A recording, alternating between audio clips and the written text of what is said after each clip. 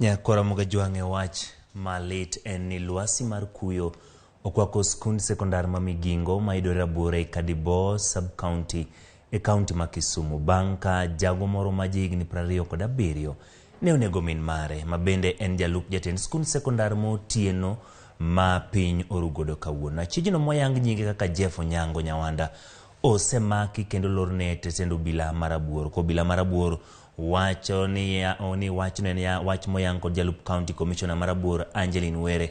Ka lipot mane ogol kod obila wacho ni bang' nego min mare achijno ne okawo mauta mowang'o godo ringre. Obila dhi nyime gi timo ne nonro ka ichano chwale e nyim doho.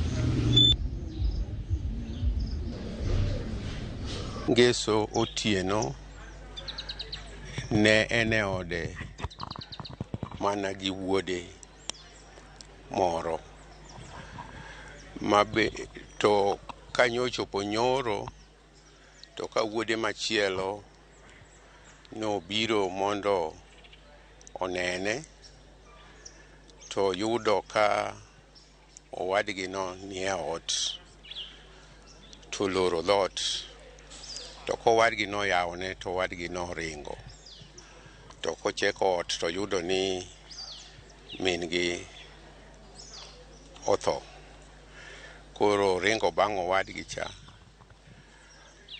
ma owadgi no omaki magitero ka police. So I would just like us to remain calm.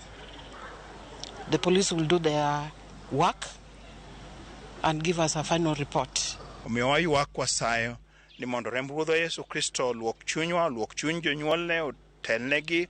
Nyathiwa motimo gima rach ni wakwayo mondo Nyasaye olok parone, nikech Nyasaye maloko paro mar ji, mondo mi nyithindwa otim gik mabeyo. Wan jonyuol wapar kwa lamo ne nyithindo kinde duto, to walamo ne skundwa ni